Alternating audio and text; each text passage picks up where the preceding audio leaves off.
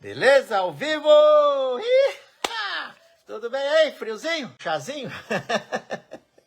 Bem, vamos continuar a série Aquela Estrada que Valeu a Viagem, ou Aquelas Estradas que Valeram as Viagens, não é mesmo? Estamos na parte 3 e hoje vai ser uma estrada que nos marcou muito, que eu já vou dizer os N motivos que ela nos marcou, né? E falaremos da Bolívia, nosso querido país vizinho aqui do Brasil, a Bolívia. A Bolívia, gente, para quem não conhece, conheça, porque é um dos países que tem estradas fantásticas, estradas com cenários lindíssimos. E as viagens que nós fizemos pela Bolívia, a Bolívia é uma grande descoberta. Esta é a verdade, porque a Bolívia, ela é uma história viva, né? De um país que, pelas suas construções, pelas suas plantações, pela sua geografia, hidrografia, pelas cidades, pela arquitetura, é uma cidade que está aí, uma história viva, né, para nós. E essa estrada que falaremos hoje é uma estrada que nos marcou muito por diversos motivos, né? E é a Ruta Nacional 1, ou a Ruta 1 na Bolívia. A Ruta 1, ela tem 1.215 quilômetros de extensão, ela quase atravessa de norte a sul a Bolívia, mas nós fizemos uma parte da Ruta 1, que é da cidade de Tarija, ou Tarija em português, Tarija em espanhol, até Potosí. São 346 quilômetros entre Tarija e Potosí e 350 quilômetros, 346,6 quilômetros para ser exato, é uma descoberta. É assim, uma viagem literalmente, uma imersão pela cultura boliviana, fazer este trecho desta Ruta Nacional 1, de Tarija ou de Tarija a Potosí. Então esta é a nossa grande surpresa de hoje para vocês, esta Ruta 1, né? Que nós falaremos as belezas que nós encontramos nessa ruta. E também nós tivemos um momento que para nós foi extremamente marcante, de uma família que nos ajudou muito, né? E eu vou contar essa história para vocês já, mas antes eu vou dar os nossos boa noites, meu e da Marcita, para vocês. Nossa, já tem uma pergunta aqui. Fábio Silva. Do Fábio Silva. Ele tá perguntando. Oi, Fábio. Não é perigoso rodar na Bolívia? Perigoso em questão de assalto. De assalto, né? Falar sobre isso. Então vou falar também sobre a questão da segurança na Bolívia, não é? Então, é uma grande viagem a nossa conversa curta, nós viajamos longe. Hoje vamos chegar até a Bolívia. A gente vai imaginar uma estrada maravilhosa, gente. E vocês vão ver que maravilha. Aqui é igual ler um livro. Você, com a sua imaginação, você já saboreou um bom livro, com uma boa história. O quanto que você, com a sua imaginação, se torna presente na história do livro, parece que você faz parte dela. Então não precisou sair da sua casa em cima de uma moto, em cima de quê, sentir o vento.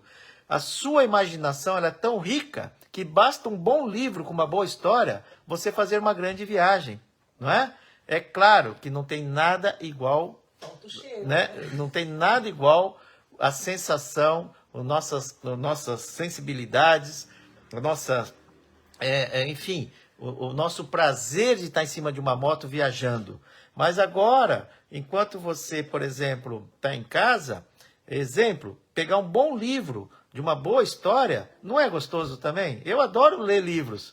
Eu adoro ler livros de velejadores, por exemplo, que conta a sua história no mar, das aventuras que eles tiveram no mar, dos perrengues. Nossa, eu tenho vários livros de velejadores aqui em casa.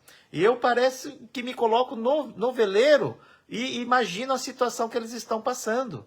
Então, nós temos várias formas de viajar.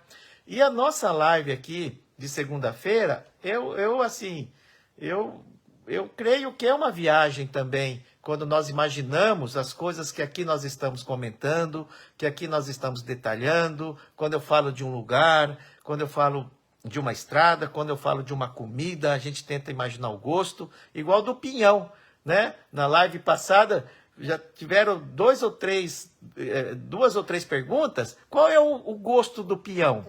É o Ita, né? Aí cada um tentou explicar qual era o gosto do peão. Olha que coisa fantástica isso daí, não é?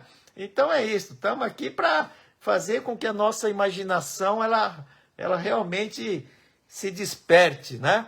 E hoje vai ser mais uma live que eu vou fazer com que a nossa imaginação, né, trabalhe sem parar aqui, porque a estrada é linda. Vamos começar então o nosso assunto, né? Tá bom? Depois eu dou mais uma boa noite para vocês.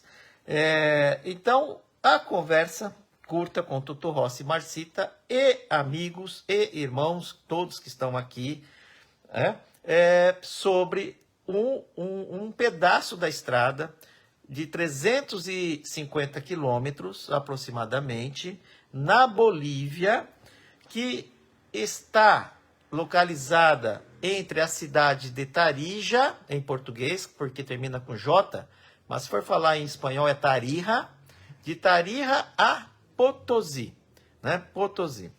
Este roteiro, esse trecho de estrada, foi muito marcante para nós, muito marcante, porque é uma estrada, é uma ruta que para nós, motociclistas, é tudo que nós esperamos em termos de cenários. Porque lá tem cenários que aqui no Brasil não tem. Nós não vemos esse cenário. Por exemplo, muita gente vai para o deserto do Atacama, porque o cenário do deserto, com aqueles vulcões, né, com aquela planície, com aquelas cores intensas dos vulcões, aquele céu azul, esse cenário é quase único para nós brasileiros, que não temos aqui no Brasil um cenário parecido. Então é muito forte este tipo de visão que nós temos, de sensação, né, por algo que para nós não faz parte do nosso dia a dia. E passa a ser uma coisa muito fantástica em nossa viagem e se torna inesquecível, né, para nós. Assim também, como o Atacama, que para muitos é algo que é a realização do sonho, como Atacama, na América do Sul, tem vários lugares que nós não temos lugares parecidos àqueles que existem na América do Sul, né, em vários países. E um desses países, que é um país lindíssimo de se viajar, devido a um cenário muito marcante, é a Bolívia. A Bolívia é um país de montanhas, gente, montanhas, tá? Para todo lugar que você vai na Bolívia, né, principalmente no parte do sul do país, você tem a Cordilheira dos Andes, perto de Potosí, né? Potosí está ali no pé da cordilheira. Então, assim, são montanhas que você está ali passando por lugares altíssimos, que não tem aqui. Então, essa estrada, essa Ruta 1, de Tarija a Potosí, ela é muito marcante porque ela tem vários cenários.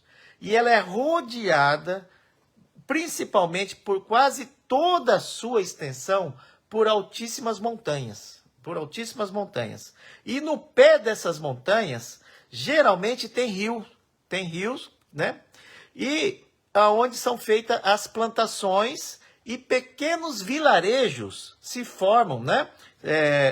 Vivem pessoas, os pueblos, no decorrer nas margens desse rio, formando cidadezinhas, com sua vida, com sua plantação, com sua cultura, não é mesmo? Com seus costumes.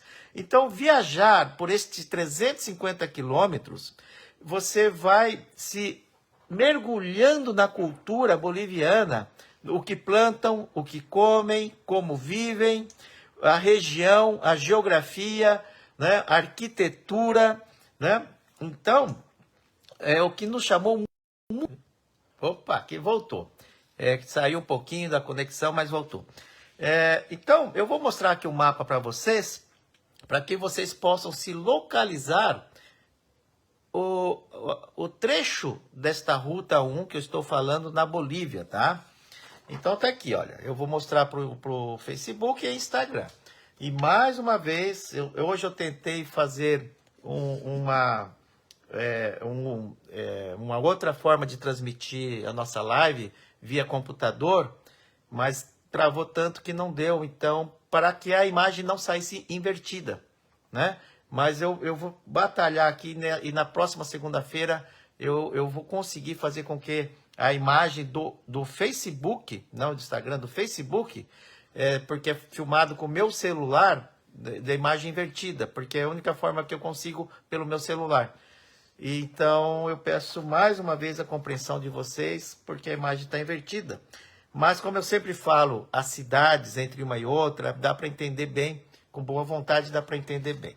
Aqui tá certo? Parte do país da Bolívia. Aqui está o nosso conhecidíssimo e famoso Salar do Uyuni, né? Eu já vou mostrar para o Instagram aí, tá? Então tá aqui o Uyuni. Aqui nós temos um grande lago, o Lago Pulpó. É onde a gente está? Aonde que eu estou falando? Aqui está a cidade de Tarija, ou Tarija, tá vendo aqui, ó? Então, esta é a Ruta 1, a Ruta Nacional 1, né? Que ela vem lá de baixo, vem subindo e passa por Ururus, vai para La Paz. Então, essa estrada aqui tem 1.215 quilômetros. Este pedaço aqui, de Tarija a Potosí, tem 346 quilômetros, 350 quilômetros aproximadamente, tá?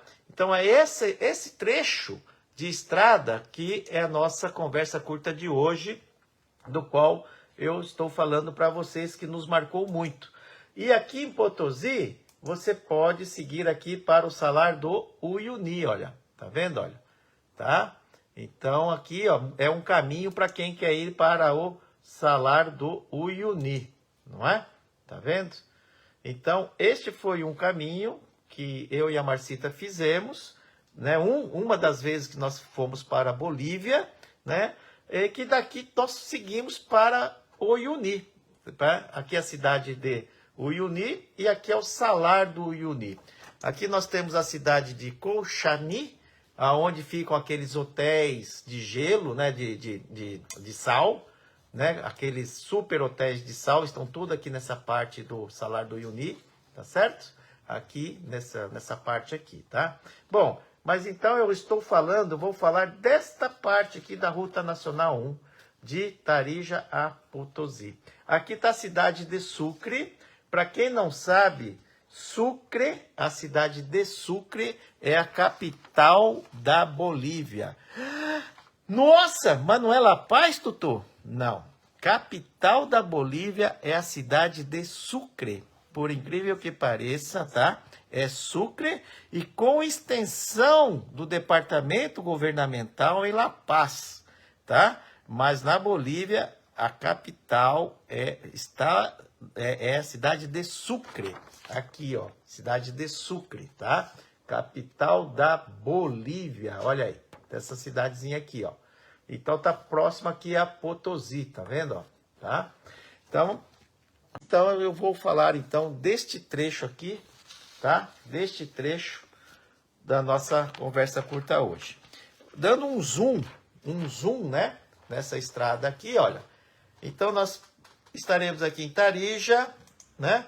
Esta primeira parte aqui, olha, é uma parte aqui desses próximos 100 quilômetros aqui, ó, de muitas serras, você sobe muito fortemente, né? Tanto é que Potosí, alguém sabe a altura da cidade de Potosí, que é uma das mais altas do mundo?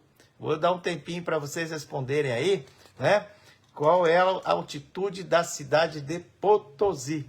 Então, este é o roteiro aqui da nossa conversa hoje, né?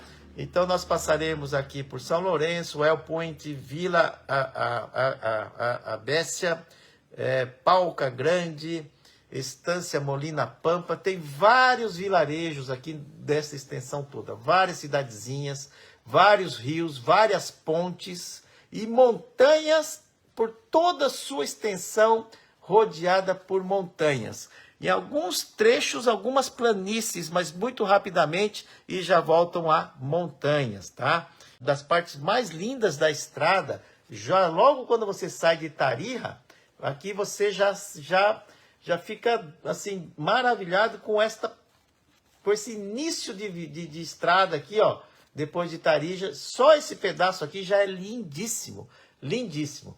Bom, agora que vocês se localizaram aí no mapa, né? E o trecho que nós estamos falando hoje, tá certo? Então vamos falar um pouquinho do que nos chamou muita atenção nessa estrada. Bom, em Tarija ou Tarija, me perdoe os bolivianos, né? Porque eles falam Tarija, né?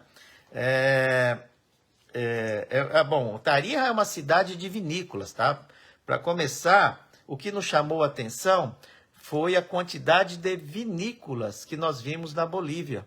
E pelos outdoors de festas de uva, que nós não conhecíamos esta particularidade da Bolívia. E por incrível que pareça, a cidade de Tarija, né, faz um dos melhores vinhos da Bolívia. Tá? Tem excelentes vinícolas, Tarija. Então, embora eu vou falar da estrada, mas estas duas cidades, do qual nós estamos falando, de Tarija e Potosí, só por estas duas cidades já vale a visita à Bolívia, tá? Por elas mesmo. Depois pesquisem sobre o que fazer em Tarija, que vocês verão, gente, quantidade de coisas maravilhosas, lindíssimas, visitações em vinícolas, degustações, parques, né? Em Tarija, tá certo? É uma cidade muito antiga, assim como Potosí, que foi fundada em 1545, tá certo? Pela colônia espanhola, quando veio para cá. Eu já vou contar um pouco dessa história para vocês depois que eu terminar de falar sobre a Ruta 1. Eu vou falar um pouquinho da história de Potosí, que vale a pena, rapidamente. Mas eu quero dar foco na estrada, né? Então, assim, em Tarija, né? Como nós iremos para uma altitude muito, muito alta, para nós brasileiros, e como eu falei ainda há pouco, Potosí é uma das cidades mais altas do mundo, não só da Bolívia, mas do mundo, tá? Porque ela está a 4.060 metros de altitude acima do nível do mar, a 4.060 metros. Então, na Bolívia, é muito comum a gente tomar chá de coca, devido às grandes altitudes para quem viaja por lá. E nós não estamos acostumados a ficar numa cidade que está a 4.000 metros de altura. Então, você pode ter o mal da altitude lá e passar mal, né? Eu estava em Tarija para começar a viagem no outro dia. Eu fiquei uns 2 dias para conhecer Tarija e região. Eu recomendo muito vocês conhecerem, principalmente também a cidade de Potosí. Ficar uns 3 dias que vale a pena ficar em Potosí, devido a inúmeras atividades que lá vocês encontrarão. Mas aí eu estava no estacionamento do hostel que nós estávamos, e no estacionamento do hostel, a senhora que cuida do estacionamento, que cuidava do estacionamento, ela falou assim: meu filho, né? Você vai viajar para onde? Eu falei: minha senhora, amanhã eu estou indo para Potosí. Ela falou assim: nossa, mas lá é 4.000 metros de altura. Você está levando folha de coca? Olha a preocupação dela, né? Porque lá é comum, muito comum, né? Você tem em mercadinhos, em vendas, pacotinhos de plástico cheio de folhas de coca. E eu queria comprar um pacotinho de folha de coca para deixar na boca as folhas de coca e também para fazer chá, né? Quando a gente viaja lá para o Atacama, que pegaremos grandes altitudes, né? Nós usamos muito folha de coca, né, na boca e também como chá, né, chá de coca. E ela falou assim, você sabe como escolher uma... Olha só que legal essa conversa, que já começa, essa estrada nos marcou tanto devido às coisas que aconteceram antes mesmo da estrada, né? Então, esta senhora falou assim, eu vou ensinar você como escolher uma boa folha de coca. Então, ela explicou que a folha de coca, ela não é tão grande, né? Ela tem mais ou menos assim uns 3 centímetros, e a cor dela é um verde, não verde escuro, um verde mais fraco, e ela tem que estar bem molinha, não pode estar ressecada. A maioria das folhas de coca que nós compramos nesses saquinhos, que tem em mercado, em mercadão, em vendas, as folhas já estão ficando ressecadas, elas começam a ficar escuras, quebradiças, de cor meio amarronzadas, né? Então ela já está perdendo aquela cor verde que ela tem. E ela fica ruim na boca, ela chega até a machucar, porque a folha fica dura, ela perde a flexibilidade dela, porque ela já está ressecada, e o chá também não fica muito bom. Então ela falou assim, amanhã, que hora que o senhor vai viajar? Eu falei, eu vou sair umas 7 da manhã. Ela falou assim, então eu vou comprar para você um saquinho de folha, mas folha boa de coca, que eu vou trazer para amanhã, a hora que você for pegar a moto, o seu saquinho de folha de coca vai estar aqui, e eu vou escolher aquela folha muito boa para você. Aí então ela me ensinou a escolher, né, uma boa folha de coca, que tem que ser novinha, um verde mais claro, que ela esteja bem flexível, que não esteja seca. Amanhã, na hora que eu fui pegar a moto, olha só, estava lá o saquinho da folha de coca que ela nos deixou, né, de um presente assim muito legal, de uma receptividade que nós tivemos já no estacionamento. Nem era do hotel, o estacionamento ele era particular, era privado, né? Então, assim, foi um momento muito bacana que da Molly e a preocupação da senhora em nos explicar como comprar uma boa folha de coca. Só ali eu já achei demais. Bom, então, começando a viagem, estávamos aqui... Ó, tem gente perguntando que gosto que tem. É meio amargo. Isso é alucinógeno. Não é alucinógeno, né? Estão falando da folha de coca, que gosto que tem. É um gosto um pouco amargo, parecido com... Louro. Com louro, a Márcia falou bem. O louro, se você pega o louro, a gente sempre pega a folha seca do louro, né? É parecido com uma folha de laranjeira, só que é mais amarga. Ela tem um fundo adocicado, né? E um pouco amarga, mas um fundo adocicado. E a gente não masca a folha, a gente só deixa a folha na boca. E a nossa saliva, ela vai puxando o sumo, a essência da folha. E ela não é alucinógena, né? Tá? Porque ela não é processada para tirar a coca dela, tá certo? Ela é natural.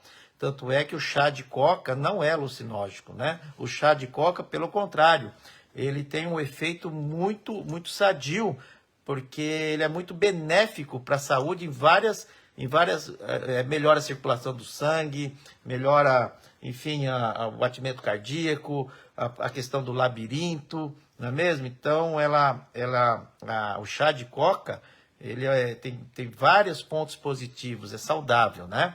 Tá bem? Então, e a folha de coca, embora ela não é alucinógica, ela deixa um pouquinho amortecido, anestesiado, a mucosa, a gengiva da boca, a bochecha, né? Mas muito pouca coisa. Mas ela deixa um pouquinho anestesiado a boca da gente, no lado que ela fica aqui, né? Você enrola umas 8, 9, 10 folhinhas de coca, deixa no lado da boca e esquece dela. E só segura ela com o dente, assim.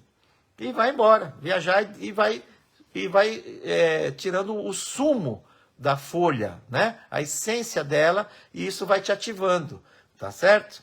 Agora, um efeito mais rápido é o chá de coca, por já estar na forma líquida, ele faz um efeito mais rápido para nós, o chá de coca, tá? Mas depois que você acostuma, eu sinto até falta. Eu sinto uma falta danada de tomar um chá bem quente de coca, sabe? Deixa a gente mais ativo, enfim, né? Tem a parte da cafeína, que é forte também.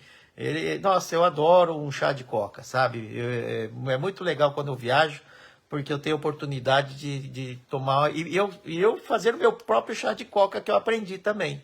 Eu levo uma garrafinha de água, só que eu faço o chá de coca, deixo as folhas fervendo, depois que o chá está bem amarelo, para laranjado, aí eu coloco junto com as folhas dentro de uma garrafinha de água, e vou tomando de volta e meia um golinho de coca, subindo, né, a montanha, subindo a serra.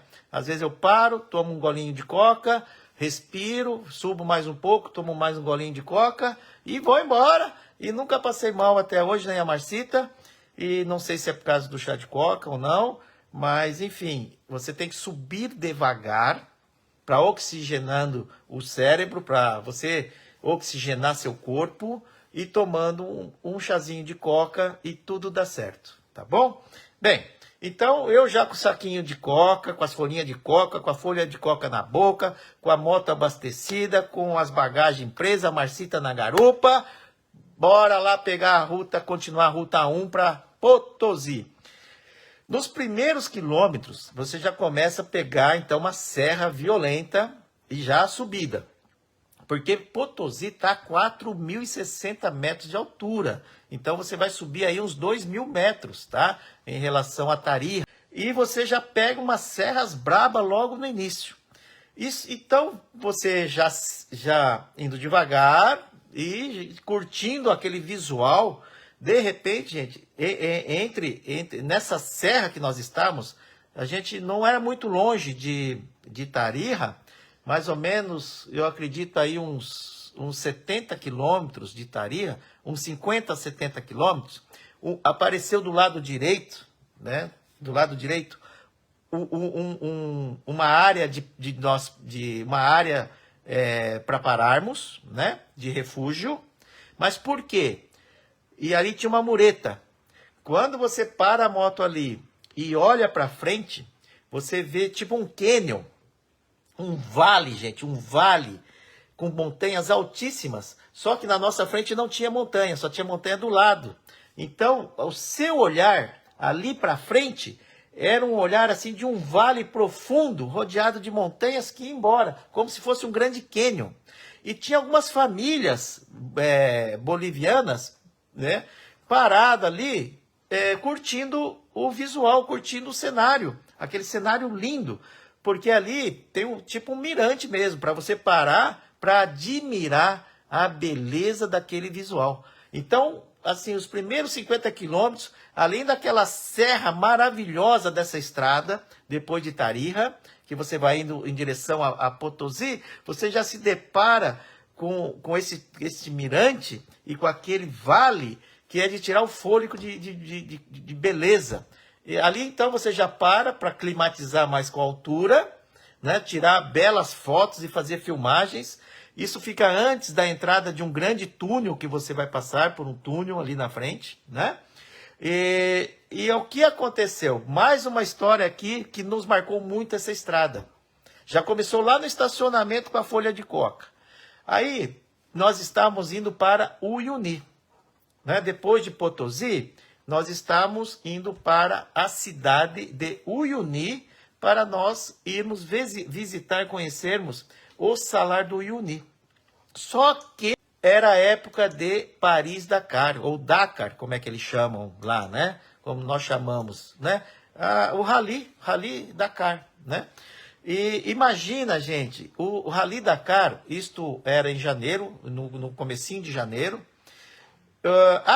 o país do qual está passando o Rally Dakar, ele enche de turistas que você não encontra lugar para nada mais.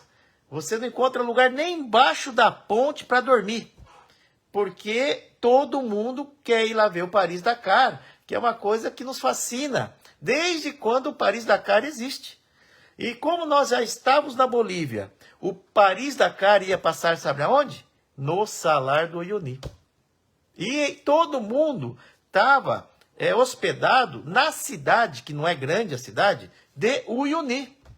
E nós estávamos indo para a cidade de Uyuni sem reserva de hotel, de hostel, sem reserva de nada.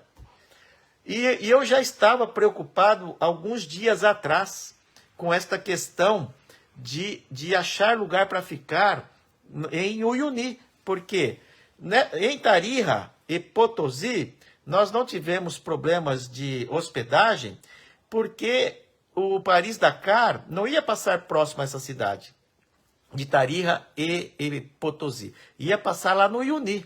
Então, o problema de acharmos a hospedagem era na cidade de Uyuni, aonde nós iríamos. Não é? E nós estaríamos chegando em Uyuni um dia antes de passar o Dakar por lá.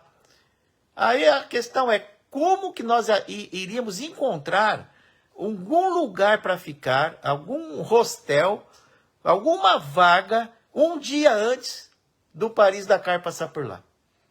Não é verdade? Olha que situação. E eu estava ali naquele mirante, embora fantástico, fabuloso, eu estava preocupado com essa questão, né? E de repente, um senhor, um boliviano, bateu na minha costa. Veja como é que são as coisas, se não são os anjos da estrada. Eu sempre falo que nós, né, motociclistas, sempre encontramos anjos da estrada. Eu acredito muito nisso. E um senhor bateu na minha costa e falou assim: olha, eu posso tirar uma foto da sua moto com a minha família? Eu falei assim: pode, claro. E eu posso sentar a minha filha na sua moto? Eu falei assim: nossa, por gentileza, para mim é uma alegria, né? Uma família querendo tirar foto com a moto. A minha moto, a Besouro no Zóio, né? A nossa moto é toda adesivada, com vários países que nós já viajamos. Então ela era uma moto que chamava muita atenção pelo fato dela ser estradeira mesmo, ser guerreira, né? E a Besouro no Zóio sempre teve uma pegada muito forte no visual.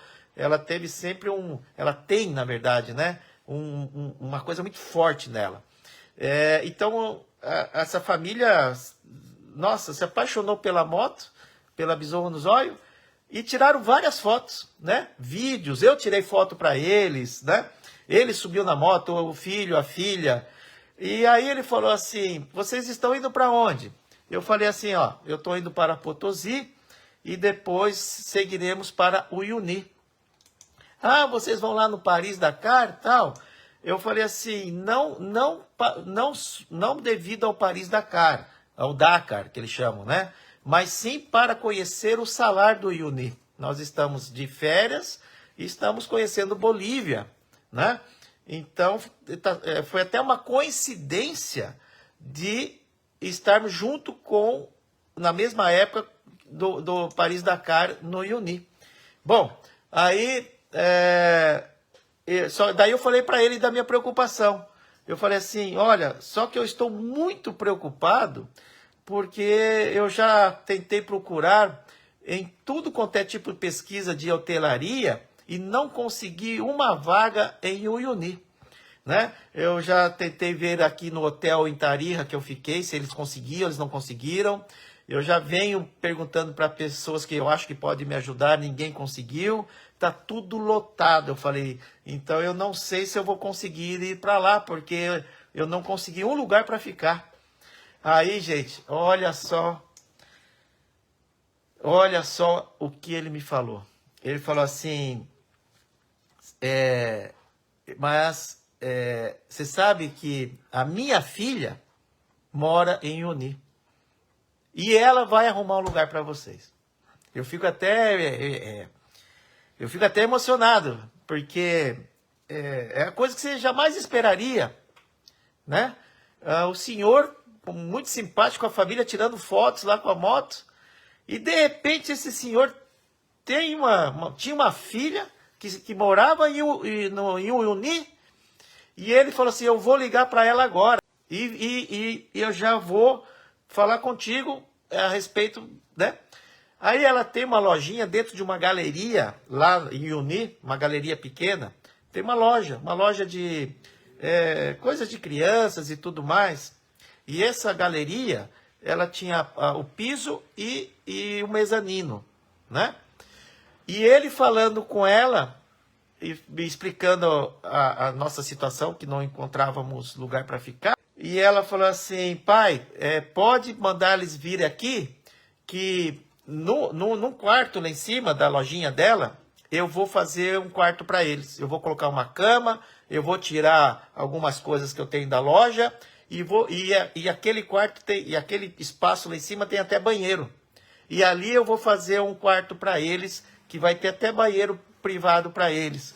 Gente, pensa numa alegria. Eu quase pulei de alegria daquele vale lá. Eu parecia que eu ia voar. Eu e a Marcita não acreditávamos naquela frase. Vocês podem ir para o Uni, que vocês terão um lugar para ficar. Depois, assim, muito já desgastados e tensos pelo fato de queremos ir para o Uni, mas já vai voltar, né? Então foi algo assim extraordinário, né? Para vocês verem o que é a viagem, o que é um povo que vem te acolher, né? Tá certo? Que vem querer te ajudar, que uma filha tira as mercadorias da loja dela para fazer um quarto para nós, né?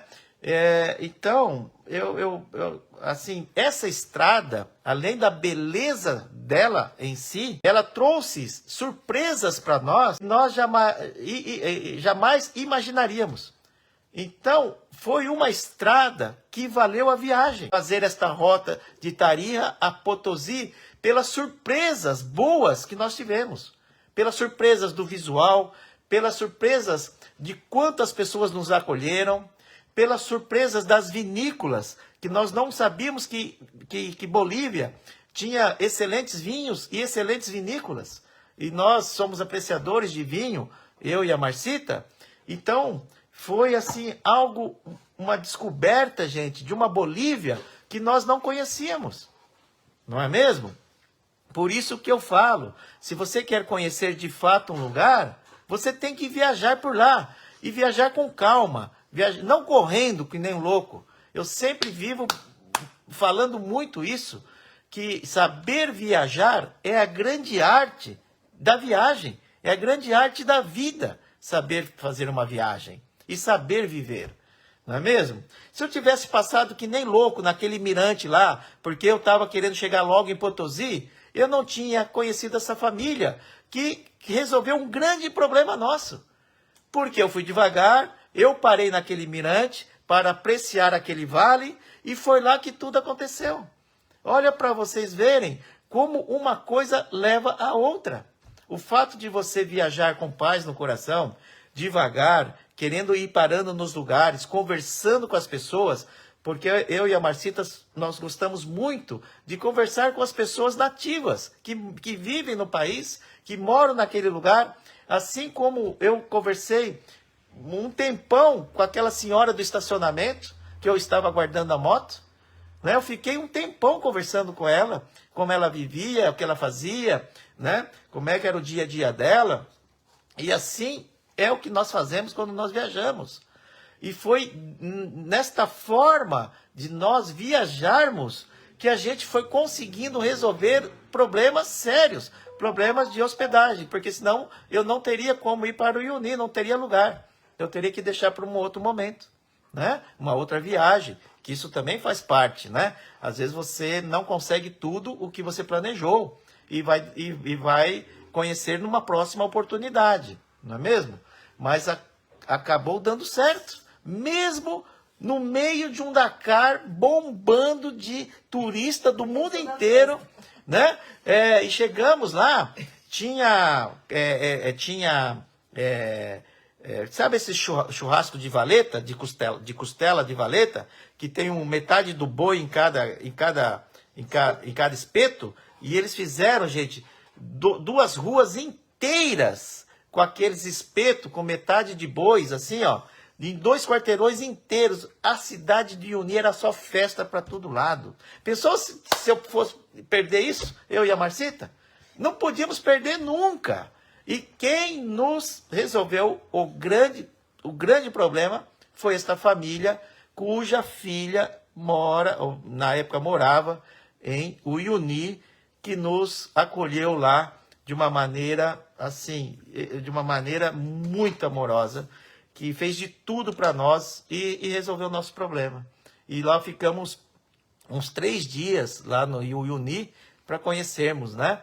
Foi maravilhoso. Conhecer o Uyuni desta forma tão impressionante como foi, dá um gosto ainda maior. Pegamos uma festa maravilhosa, pessoas que nos acolheram, pessoas no meio da estrada que entenderam a nossa situação e nos socorreram, não é mesmo?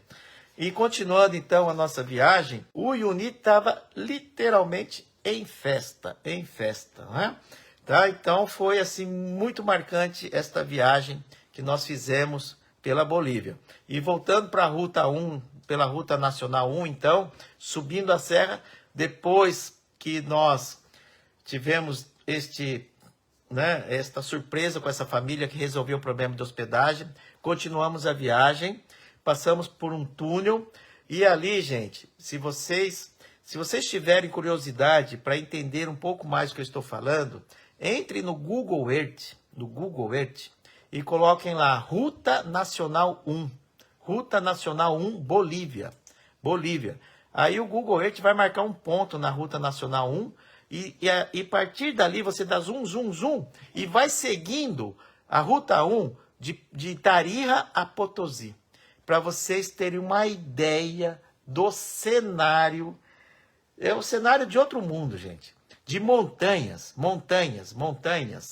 vales, rios e todas as plantações nas margens dos rios, com pequenas cidades, né, com lhamas que estão lá, tem rebanhos de lhamas, enfim, é um cenário extraordinário, fantástico, algo para nós de não esquecermos nunca mais em nossas vidas.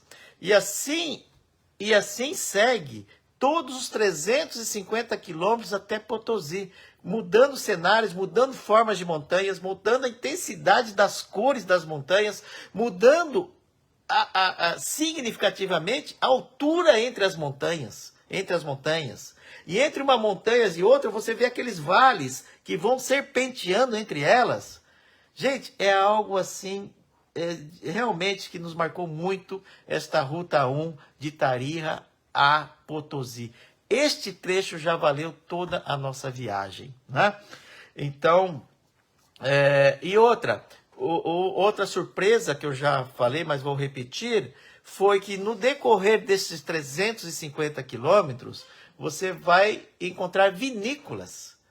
E aquele pouco pedaço de terra, porque eles fazem as plantações, as parreiras, nos pés das montanhas, que são irrigadas pelos rios que estão ali, passando ali, né? Então, e eles fazem festas do vinho. Então você vê outdoor, né? Você vê outdoor na beira da estrada, a data, a cidade e a festa do vinho que vai ter lá. Então, você vê que é um país que preza muito a culinária e vinhos. Por incrível que pareça, aqui no Brasil nós não encontramos vinhos da Bolívia, ou encontramos muito raramente, né? Porque a produção deles, acho que não é grande para que eles consigam exportar para todos os países, como Argentina, Chile, né? Que são grandes exportadores de vinho para o mundo inteiro. A Bolívia, eu acho que a produção é mais limitada e, infelizmente, nós não temos um acesso fácil a encontrarmos uma garrafa de vinho numa prateleira de um supermercado, não é mesmo?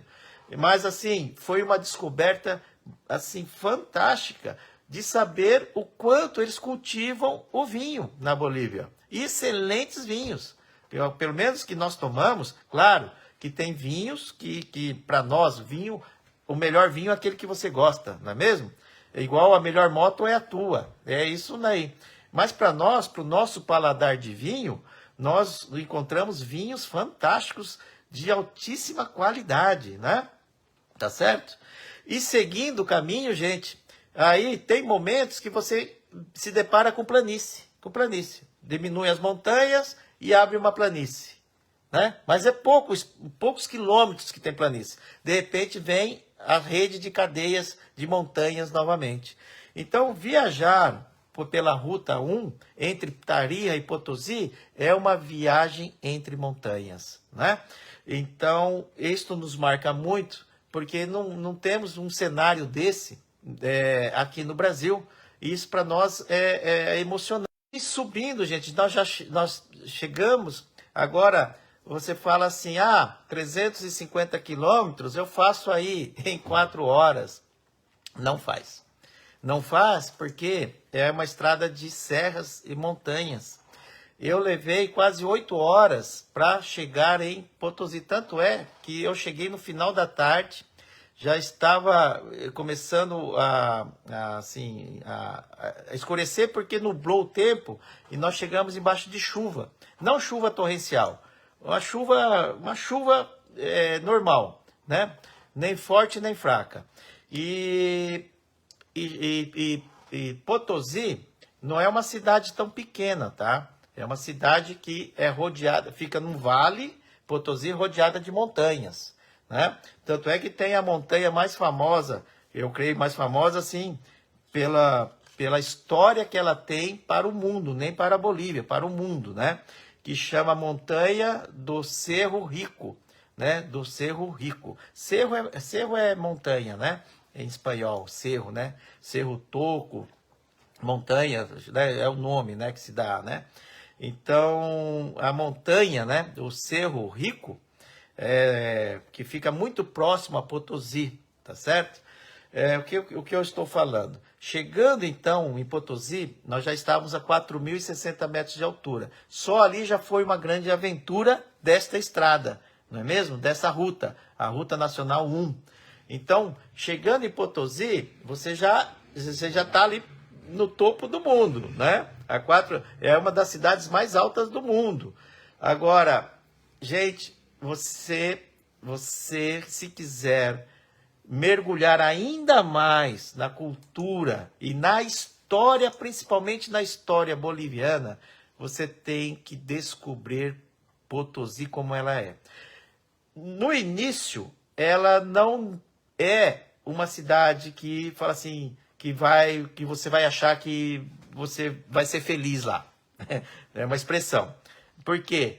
Ela é empoeirada, ela não é muito bonita no início, quando você está chegando lá. E até chegar lá, você pega muitos desvios também de estrada, devido que eles estão consertando a estrada. E lá também tem poeira, e você já chega no final da tarde com chuva, e você pega pedaços de terra ali na entrada da cidade, porque tem muitos minérios, mineradoras lá. Então tem muito trânsito de mineradoras. Uma cidade onde tem mineradoras é uma cidade que tem muita poeira, tá certo? Muita sujeira também, né?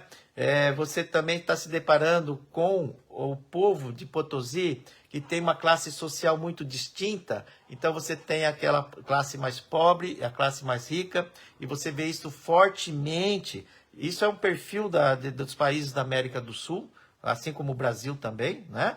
Então, à primeira vista, Potosí, você fala assim, eu não vou ficar aqui não, eu vou ficar essa noite e vou embora. Mas, gente, é um grande engano.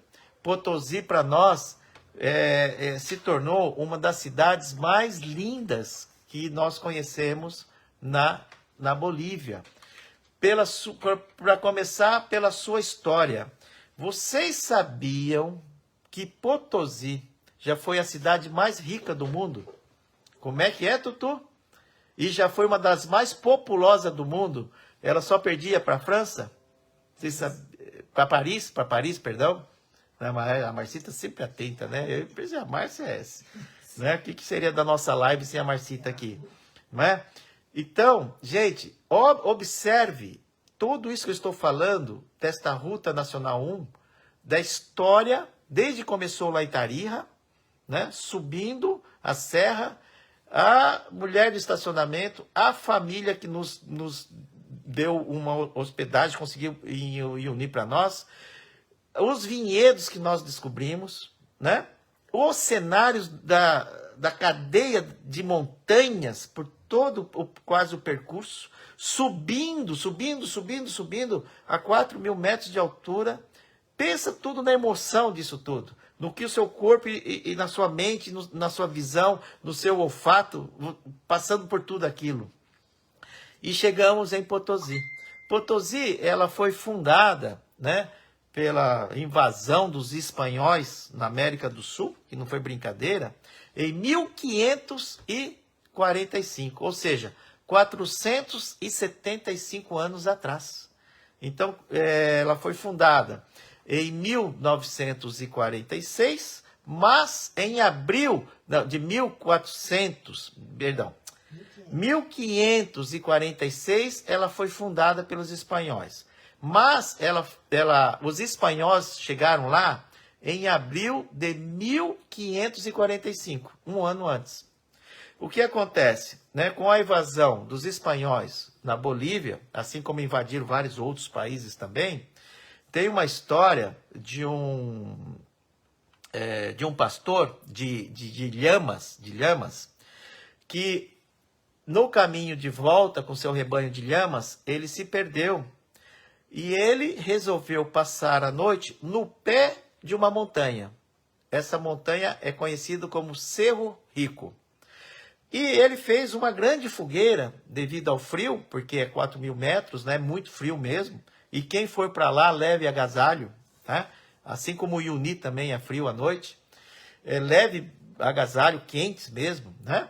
E esse pastor, com a fogueira, ao amanhecer, ele, juntamente com as cinzas e com os carvões da fogueira, ele viu uns metais de cor prateada, juntamente com as cinzas da fogueira. E ele falou assim, nossa, tem uma coisa prata brilhando aqui. E no meio, né, do carvão e da cinza, ele começou a limpar ali e começou a ver que ali no chão onde é que eles estavam, estava forrado de prata.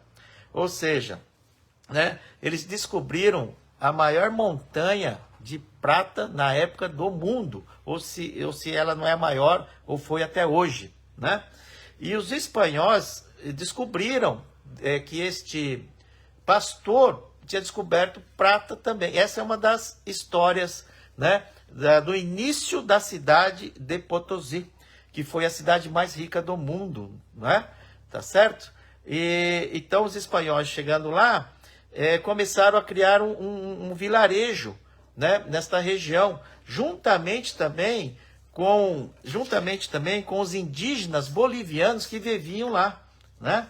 Tá certo? Então, o que acontece que a partir dessa história deste pastor, né, que viu lá a prata, porque a prata estava muito na superfície da terra. Então, de alguma maneira, ele viu a prata lá, seja pelo fato do fogo ou por outra razão. Mas a principal razão é que ele descobriu prata naquele morro Cerro Rico. E os espanhóis, então, começaram a ver se existia prata mesmo lá naquela região. E descobriram. Sabe o quê? Uma montanha de prata. Literalmente uma montanha enorme, gente. Se vocês forem para Potosí, atrás da cidade, próxima à cidade, tem uma montanha branca lá. É assim, muito grande, muito grande. E então começaram a explorar prata, né? No século XVI, 1500 e pouco, começou a exploração de prata. E os espanhóis que estavam lá começou a escravizar os indígenas bolivianos para a exploração da prata. Então houve assim uma época, gente, que eles exploravam tanta prata, né? Tanta prata que em 1611 né? Depois de quase 100 anos, a exploração da prata, ela só foi diminuir consideravelmente, né? Em 1825, quase 3 séculos depois, quase 300 anos explorando prata no Cerro Rico, em Potosí. E o que tornou a cidade de Potosí, em 1611, a cidade mais rica do mundo. Do mundo. E esta prata ia para a Espanha, né? As línguas falam que foi tirado tanta prata, que dava para fazer uma ponte, né, da Bolívia à Espanha, de prata. Tá certo? Diz que foi mais ou menos 60 mil toneladas. Cada garimpeiro que estava lá, ele tirava uma média de 29 quilos de prata por dia, cada um deles, né? Mas houve muitas mortes devido à garimpagem, né? Devido à falta de segurança, muitos animais também. Os cavalos não conseguiam viver mais do que 6 meses de tanto trabalho que eles tinham. E nestes 300 anos tem um levantamento, pelo menos aí, não sei, enfim, eu não vou afirmar isso, mas simplesmente um levantamento estatístico, uma previsão, que faleceram no trabalho lá, nesses quase 300 anos de garimpeiro, 8 milhões de vítimas. 8 milhões de vítimas. Tanto é que, devido a toda esta riqueza da prata, Potosí se tornou uma das cidades mais populosas do mundo. Então era muita gente. E devido a toda a falta de cuidado na segurança e etc., morreu muita gente. Aqui no Brasil, quando estava lá no Pará, esses garimpos todos, gente, nós não temos todas as informações, mas morria um garimpeiro quase todo dia, de algum tipo de problema, ou por acidentes, ou por saúde, não é mesmo? Então, é assim, Potosí se tornou a cidade mais rica do mundo, mas com suor e sangue. Né? Esta tem uma história, tanto é que nós visitamos um museu em Potosí que conta mais ou menos essa história. Tanto é que tem um cavalo de palha lá, né?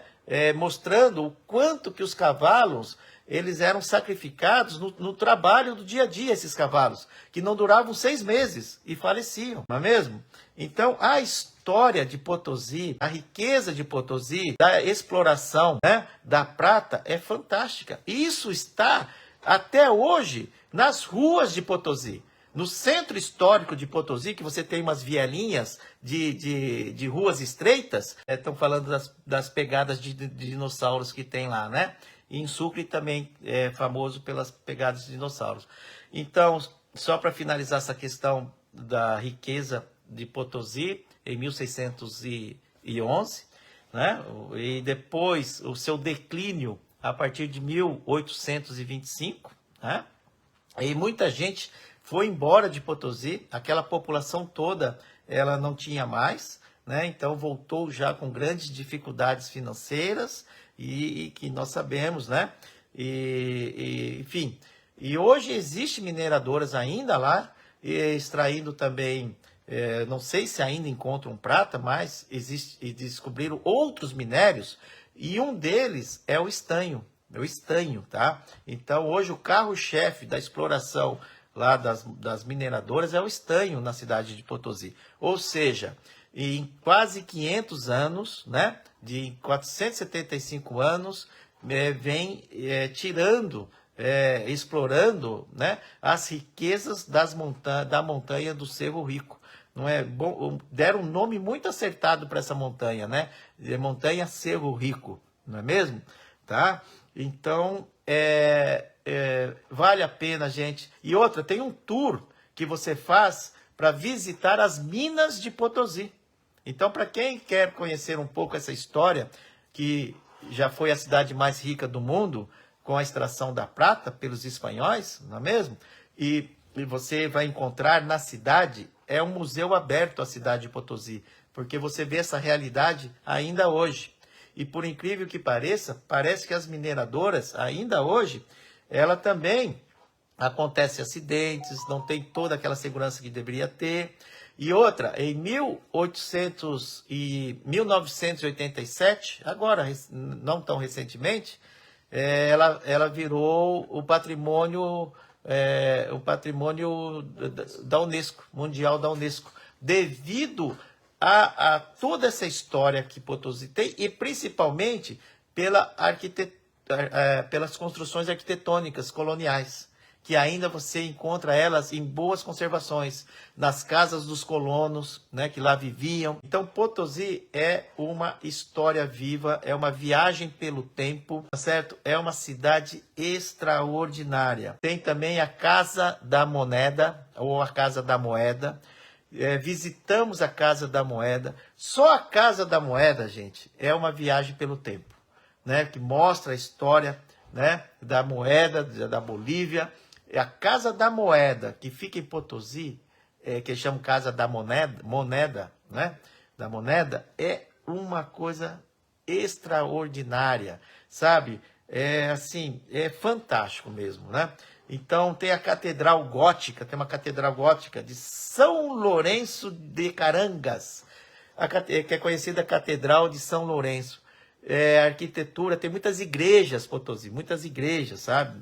E essa Catedral de São Lourenço é um cartão postal, é uma catedral antiguíssima, né? Que tem uma porta de madeira talhada com ferro presa, parece o tempo medieval, né? Tá certo? A Casa dos Colonizadores, né? O Centro Histórico, se vocês forem para lá, como Potosí não é tão pequeno, eu aconselho vocês ficarem numa hospedagem no Centro Histórico, porque no Centro Histórico você está no coração da história de Potosí. E de lá você pode pegar táxi ou pode ir de moto, só que assim, dependendo de onde você vai, você tem um subidão, descidão, não é planinho não, Potosí, não é bem plano não. Você tem descidas e subidas. Então assim, se você quer ficar mais tranquilo, o Centro Histórico você faz todo ele de a pé, indo naquelas vielinhas estreitas, né? Tá? Tem também o mercado, artesanatos, né? Que você vai encontrar lá um grande mercado de artesanatos, que dá para você comprar lá sua roupa, seu souvenir, sua lembrança, não é mesmo? Então, tem a Plaza 10 de Novembro, que é lindíssima a Plaza 10 de Novembro. O Convento São Francisco, com um portal lindo que tem esse convento também. Também a Mina do Rosário, que faz parte do Tour das Minas, que é uma das minas assim que vai te trazer muita história, tá?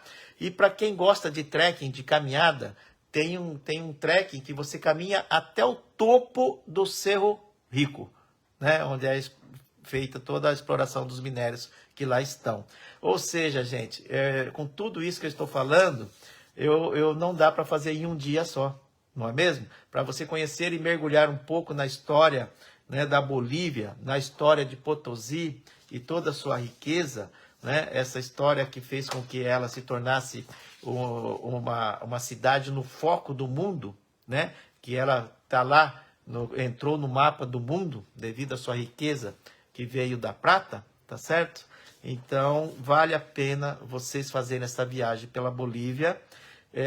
E eu vou dizer para você, se você for só por Potosí e se mergulhar nessa cidade, ficar alguns dias estudando, olhando os museus, visitando toda e conhecendo, estudando a arquitetura gótica, que eles têm arquitetura colonial, você vai assim realmente fazer uma viagem extraordinária.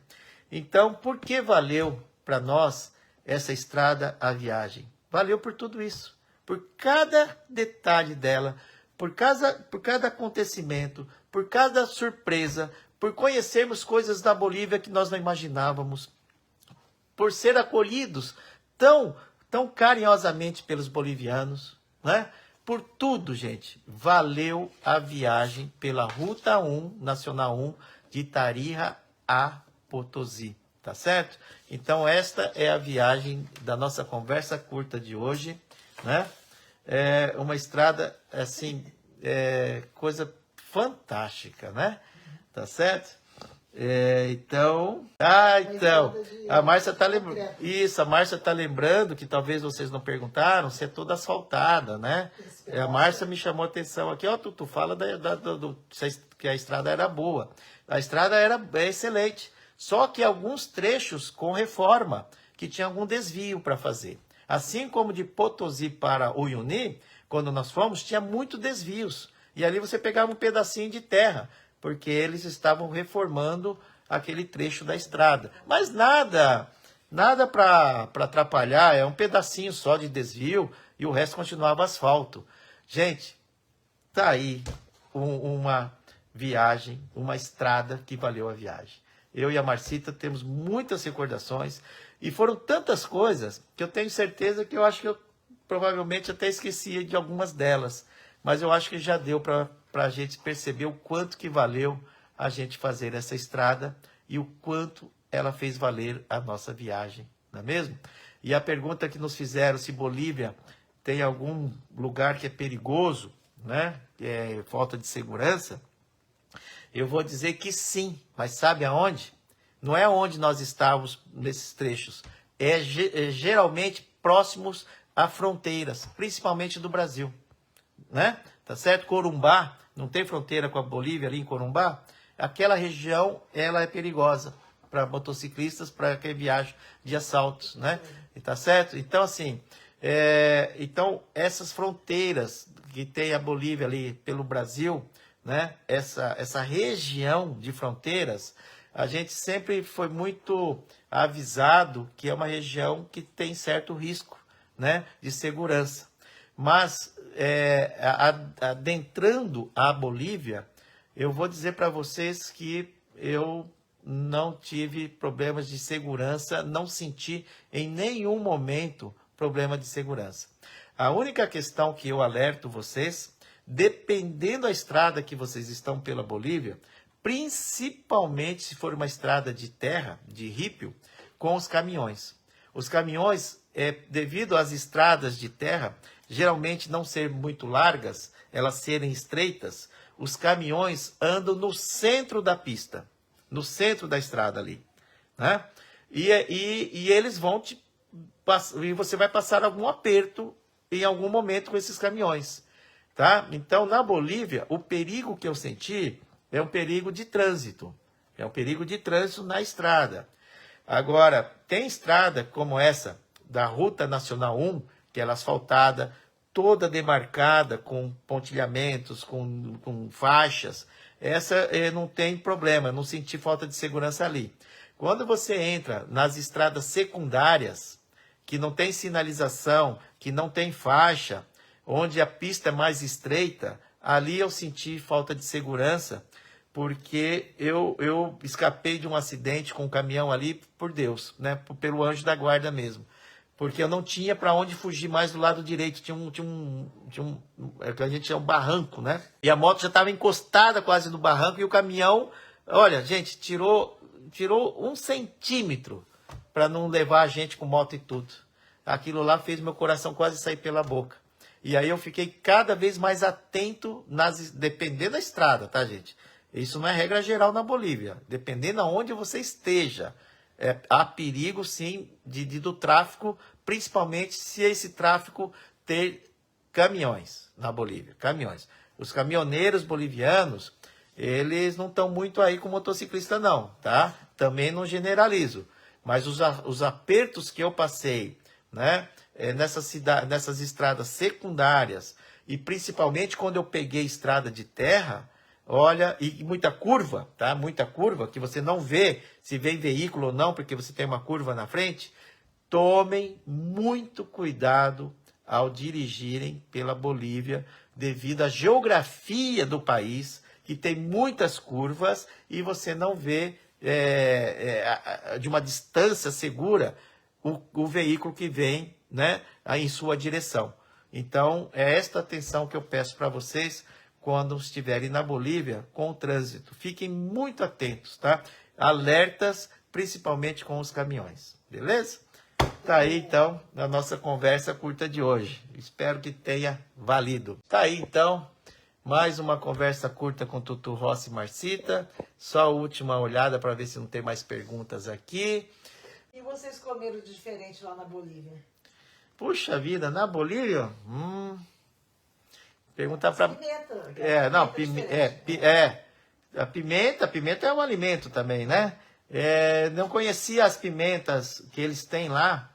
E a pimenta depende da forma, né? A que nós gostamos muito, de diferente, né? Tem a pimenta que é uma cor verde, parece um pimentão. Eles picam ela e faz um molho. Na hora, você coloca um pouco no seu prato. Na hora você não sente nada. Mas ela vai intensificando, ela vai ficando tão forte, que olha, e é muito saborosa. E aí foi outra história, né? Quando a gente estava entrando na Bolívia, a gente já foi para uma casa que tinha uma mesinha por fora e que servia um prato de comida para você. E era um macarrão com um pedacinho de carne.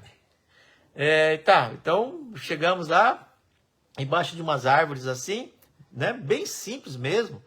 E sentamos, falou assim, né? Um prato de comida, eu falei, e você não escolhe, só tem um prato dele lá. Eu falei, sim, né? Ele falou, macarrão com um pedacinho de carne. Daí ele trouxe o prato e trouxe esse molhinho de pimenta, né? Molhinho de pimenta. E aí ele falou assim, coloca pouco. Daí eu coloquei pouco. E aí ele aparecia de minuto em minuto. Eu estava começando a comer e ele falava assim, picou. Aí picou assim, a pimenta já tá forte. Aí, como eu estava no começo, eu não estava sentindo a pimenta forte. Eu falava assim, não estou sentindo ela picar, não. Aí ele dava uma risadinha assim e saía. Daqui a pouco ele voltava, aí ele falou assim, picou. Aí eu estava começando já a ficar com o lábio assim, já tudo amortecido da pimenta. A língua, tudo, e começou a chorar. Olha só. E não estava nem na metade do prato. Aí eu já olhava para ele assim, picou. Picou. Mas eu fui até o final. E aquela pimenta, gente, me marcou tanto, porque olha, ela ficou forte demais. Um pouquinho que eu coloquei, no começo você não sentia nada. E no decorrer da viagem, essa pimenta é tão saborosa que a gente sempre procurava ela para fazer parte do nosso tempero, da comida que nós estávamos. E assim a gente veio degustando esta pimenta no decorrer da viagem toda, que foi outra descoberta de culinária da Bolívia. Fantástico, fantástico mesmo. E na Bolívia, eles têm muito frango, né? Eles trabalham com muito frango, muita batata, milho, não é mesmo? Então a gente se deparava muito com comidas à base de frango, de batata e milho também. Sopas, eles têm as cazueiras, né? Eles também têm uma variedade de sopa muito, muito grande, né? A Bolívia tem uma riqueza da culinária assim fantástica também, sabe? Vale você fazer viagem pela Bolívia pela culinária que ela tem, tá certo? Então, a Bolívia foi uma surpresa fantástica em todos os sentidos. Eu já ouvi falar N coisas não muito positivas da Bolívia por vários viajantes, mas para nós, às vezes que nós fomos para a Bolívia, olha, gente, é só alegria mesmo. E eu só tenho a agradecer aos bolivianos. Eu tenho que agradecer muito ao nosso querido amigo, amicíssimo do coração, o Javier Solis, que é da Bolívia, que acolhe muitos brasileiros, que dão suporte a brasileiros, e, sabe? É uma pessoa que está lá na Bolívia, que é um irmãozão nosso, que é o Javier Solis Canedo, que está sempre nas nossas lives, sempre no Facebook, no Instagram, está sempre quando pode, né, com as fronteiras abertas no Brasil. Ele ama o Brasil, ele é um boliviano que ama o Brasil, tá certo? Então, e nós amamos o Javier, que é boliviano. Então, eu estendo esse amor que nós temos pelo Javier para os bolivianos, para todos eles que nos receberam de uma forma tão carinhosa, sabe? E vamos para a próxima estrada, que valeu a viagem para a próxima semana, uma surpresa aí também, sempre uma boa surpresa, né? Agora, gente, esta viagem foi uma surpresa o tempo todo que nós tivemos pela Bolívia, não só nesse trecho, mas em Uyuni também. Foi maravilhoso com aquela festança toda, né? Aquela festividade, cidade inteira. Conhecer o Salar do Uyuni foi algo fantástico, inesquecível. É um lugar que você também não pode ficar apenas um dia, Tem que ficar alguns dias na cidade de Uyuni e acampar lá no salar do Uyuni, tá bom? Conheçam a cidade de Potosí, conheçam a cidade de Tarija, tá certo? Conheçam a cidade de Sucre, enfim, Santa Cruz de la Serra, La Paz, Cochabamba. Ai, a Bolívia é tudo de bom, gente. Tá bom? Beijo para vocês, uma abençoada semana, tá certo? Fiquem com Deus, cuidem-se bem e, se Deus quiser, logo, logo a gente estará visitando novamente estes países maravilhosos. Valeu? Até mais, até próxima segunda.